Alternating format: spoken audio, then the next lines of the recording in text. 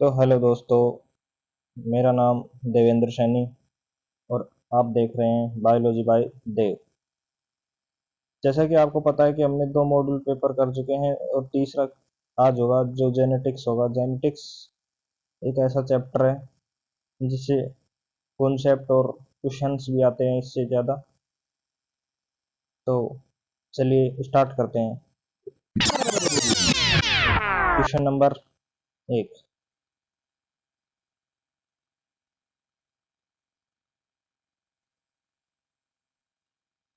Question number 1। Mendel ने अपने प्रयोगों में मटर के पौधे में कितने विपरीत लक्षणों के जोड़े का अध्ययन किया? मेंडल ने 7 लक्षणों पर काम किया था। 7 लक्षणों पर।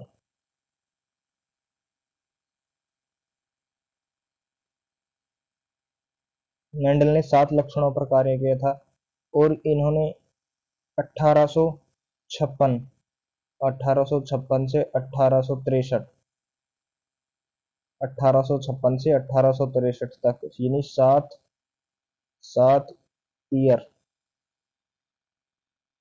ईयर तक इन 7 लक्षणों पर कार्य किया था। तो इसका ऑप्शन नंबर बी ठीक है। Question number 2।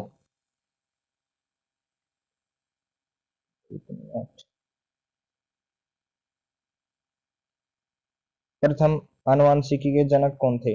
पहले आनुवंशिकी के जनक थे जो मेंडल थे। Mendel, option B. और शब्द किसने दिया था? शब्द शब्द दिया था बेटसन ने। बेटसन ने शब्द दिया था और जनक मेंडल थे। Question number 3। एलील क्या होता है? एलील है जो एक लक्षण के दो जीन होते हैं।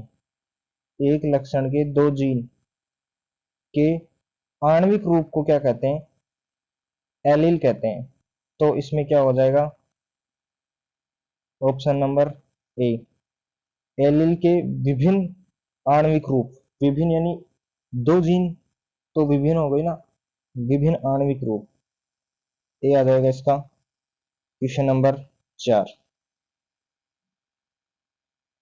एकाधिक एलील मौजूद हैं। एक से अधिक एलील मौजूद होते हैं, किसमें होते हैं? गुणसूत्र के एक स्थान पर, गैर बहन क्रोमोसोम पर, विभिन्न गुणसूत्रों पर, एक ही गुणसूत्र पर विभिन्न स्थानों पर। तो एकाधिक बूझ रहा है तो एक से अधिक सह प्रभाविता।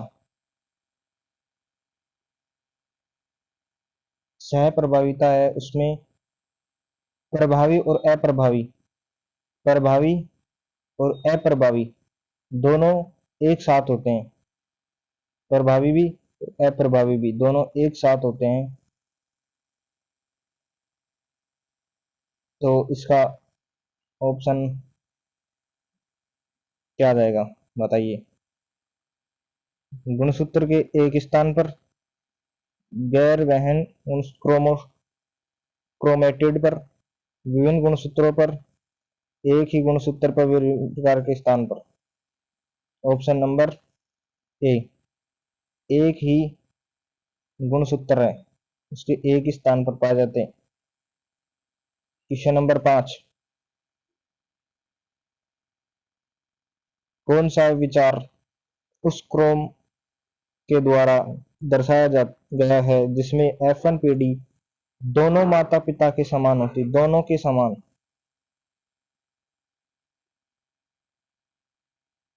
सह प्रभाविता है जो दोनों में प्रभावी और अप्रभावी, प्रभावी व अप्रभावी, ये दोनों ही सह प्रभाविता के अंदर पाए जाते हैं। इनका एग्जाम्पल देखें तो अपन A B O blood group, ABO blood group है जो इसका एग्जाम्पल हो जाएगा, तो इसमें आ जाएगा सहप्रभाविता, कोडोमिनेंस। क्वेश्चन नंबर 6,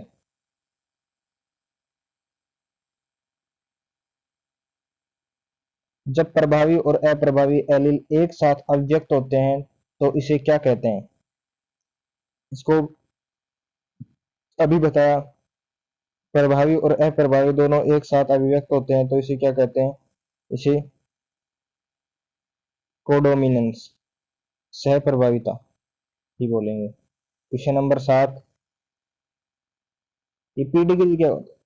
संकरण में कैपिटल टी स्मॉल टी का क्रॉस स्मॉल टी के साथ कराते हैं तो क्या अनुपात मिलेगा?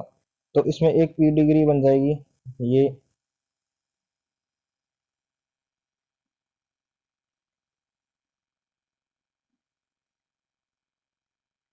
ऊपर आ जाएगा capital T small T, small T small T, capital T और स्मॉल टी का कराएंगे तो इसमें आ जाएगा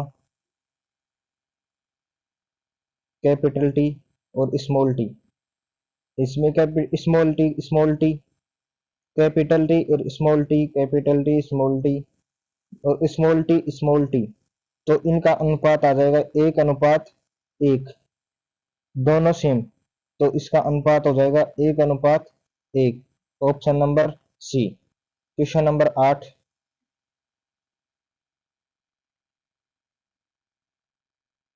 ओ ग्रुप के बच्चे का पिता बी ग्रुप का है तो पिता का जीनोटाइप क्या होगा? जीनोटाइप देखेंगे हमारी एनसीईआरटी,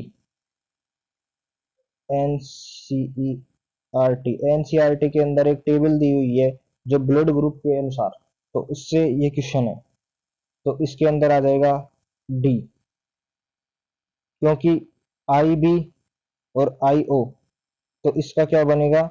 बी, और ये ओ है इसीलिए पिता का ग्रुप है जो बी है, तो जीनोटाइप क्या होगा? बी होगा। क्वेश्चन नंबर 9,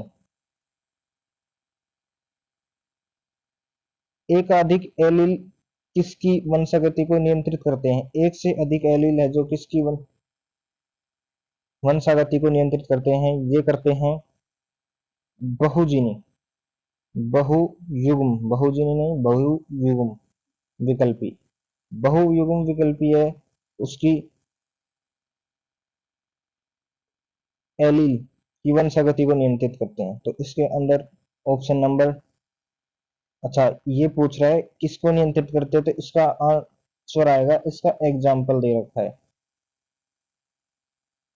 फ्लाइन कीटोन्यूरिया नहीं होगा, सिकल सेल एनीमिया ये कैसे होगा? ये तो रोग है, ये वर्नाता ये भी रोग है, कलर ब्लाइंडनेस ये भी रोग है, तो इसका आंसर आएगा अपना रक्त समूह, रक्त समूह है जो बहुयुग्म विकल्पी का एग्जाम्पल होता है रक्त समूह, तो ये आ जाएगा रक्त समूह। ठीक है, क्वेश्चन नंबर 10, मेंडल का अंतिम नियम क्या होता? मेंडल ने नियम दिए थे, उसका अंतिम नियम क्या है? उसका अंतिम नियम होगा स्वतंत्र अपयन का नियम, यानी स्वतंत्र वर्गीकरण, पृथक्करण का नियम भी दिया था, प्रभाविता का दिया था, स्वतंत्र अपयन का नियम दिया था, तो अंतिम नियम था इनका स्वतंत्र अपयन का नियम। क्वेश्चन नंबर 11, तो क्वेश्चन नंबर 11 में हमने बताया था पहले ही, एबीओ रक्त समूह प्रणाली किसके कारण होती है? एबीओ, तो हमने पहले बताया था कि बहुयुग्म विकल्पी, बहुयुग्म विकल्पी है जो उसके द्वारा होता है, दो से अधिक, दो से अधिक विकल्प है जो एक लक्षण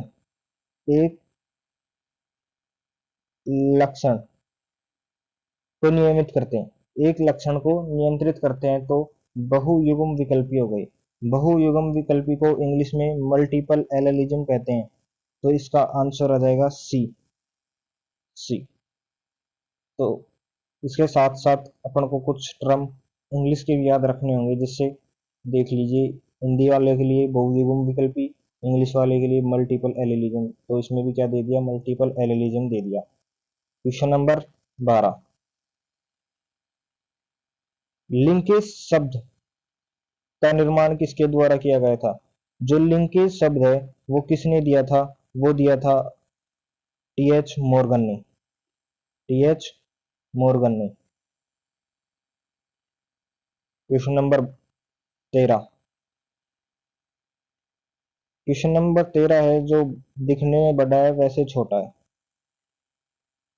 जब दो असंबंधित व्यक्तियों या रेखाओं को पार किया जाता है तो एप्स वन संकरण का प्रदर्शन अक्सर अपने दोनों माता पिता से बेहतर होता है। इस घटना को क्या कहते हैं? तो इस घटना को हेटेरोसिस कहते हैं। हेटेरोसिस। Option number A.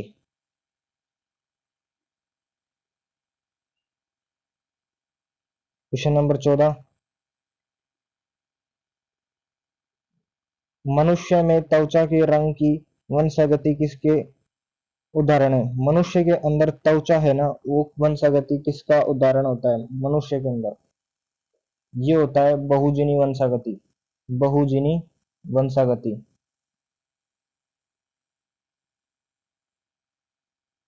बहुजिनी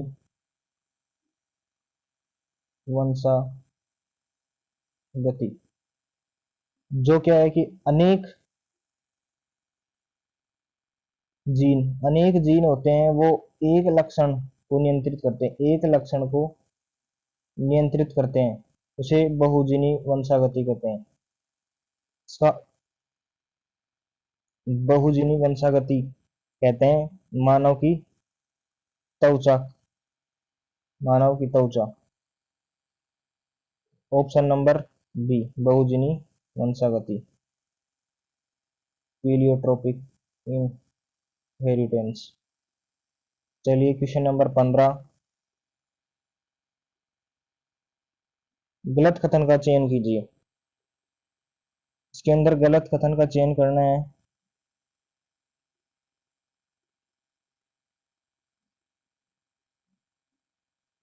मानव नर एक लिंग गुणसूत्र अन्य की तुलना में बहुत छोटा होता है। नर फल मक्खी विषमयुग्मी होती है। नर टिड्डे में 50% शुक्राणु में कोई लिंग गुणसूत्र नहीं होते हैं। पालतू मुर्गियों में संतान का लिंग अंडे के बजाय शुक्राणु के प्रकार पर निर्भर करता है। तो इसका ऑप्शन नंबर डी आ जाएगा। ऑप्शन नंबर डी, गलत कथन पूछ रहा है ये। Option number D. Question number 16, कौन सा गलत कथन? फिर से वही। तो इसमें मटर में स्टार्च संश्लेषण बहुएलील है। एबीओ रक्त समूह सह प्रभाविता है। एक्सओ प्रकार का लिंग निर्धारण टिड्डे के अंदर पाया जाता है। T H Morgan linkage. T H Morgan linkage.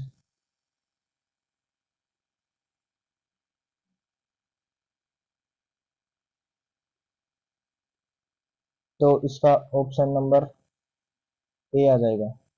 ये गलत है, क्योंकि एबीओ समूह सह प्रभाविता ये आपको बता दिया। एक्सओ प्रकार का लिंग निर्धारण टिड्डे में पाया जाता है, एक्सओ प्रकार का।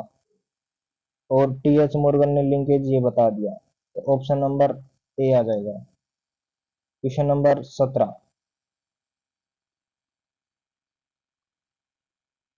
वह आनुवंशिक विकार क्या है जिसमें व्यक्ति का समग्र विकास मर्दाना होता है?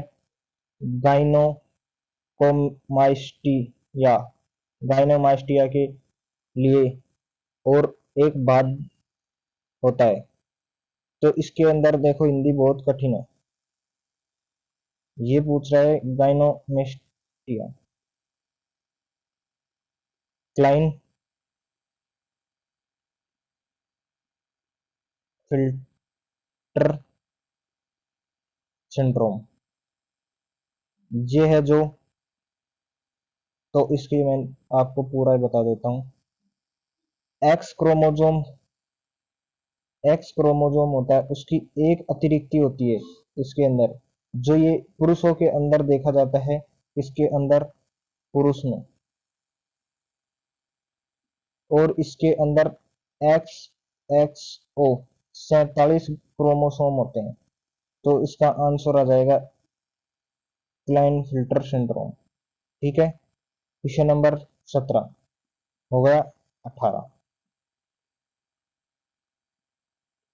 एक महिला के एक्स गुणसूत्र में एक एक पर एक्स लिंक स्थित है। यह गुणसूत्र किससे विरासत में मिल जाता है? देखो एक्स एक्स महिला का, इसके ऊपर कोई भी रोग है, लिंक्ड स्थित है एक एक्स पर कोई से भी, तो इसमें क्या है कि बेटी बेटी का एक्स एक्स, बेटा एक्स वाई, तो इससे एक्स जाएगा और इससे एक्स जाएगा, और इससे पिता, इससे वाई जाएगा और इससे एक्स जाएगा। तो इस ये जो एक्स लिंक्ड है, ये इसमें भी जा सकता है, ये बेटे में भी जा सकता है, तो कोई फिक्स नहीं है। तो इसके अंदर ऑप्शन आ जाएगा दोनों में, बेटा और बेटी दोनों के अंदर। ठीक है, डी। क्वेश्चन नंबर 19, ऑटोसोमल प्रथम प्राथमिक गैर वियोजन के कारण होने वाली बीमारी कौन सी है? तो ये है डाउन सिंड्रोम। डाउन सिंड्रोम, इसके अंदर क्या होगा, 21वें क्रोमोसोम की अतिरिक्ति होती है। ये 1866 में हो जाएगा। इसमें क्या हो जाता है, चौड़ी हथेली हथेली, छोटे कद, छोटे सिर, और मानसिक विकास नहीं होता है बच्चे का। ये डाउन सिंड्रोम डाउन सिंड्रोम के अंदर होते हैं। ठीक है, क्वेश्चन नंबर 20, 21 गुणसूत्र पर 3 प्रतियों के कारण 47 गुणसूत्रों वाली महिला की विशेषता, ये होता है अपना 21वें गुणसूत्र पर। तो ये डाउन सिंड्रोम अभी बताया था, 21वें गुणसूत्र पर क्रोमोसोम पर एक्स की अतिरिक्ति हो जाती है, तो ये डाउन सिंड्रोम है। तो आज के लिए इतना ही। आशा करता हूँ आपको क्वेश्चन समझ में आए होंगे। उसके साथ साथ मैंने कुछ एड आगे थोड़ा थ्योरी भी बताया है। तो ऐसे ही हम 12th की थ्योरी की क्लासेस लेके आ रहे हैं कुछ दिनों में। बोर्ड के लिए भी होगी और क्वेश्चंस भी होंगे, 11th के क्वेश्चंस भी होंगे, नीट एम्स और नर्सिंग वालों के लिए। तो हमारे चैनल को सब्सक्राइब करें और शेयर करें। Thank you.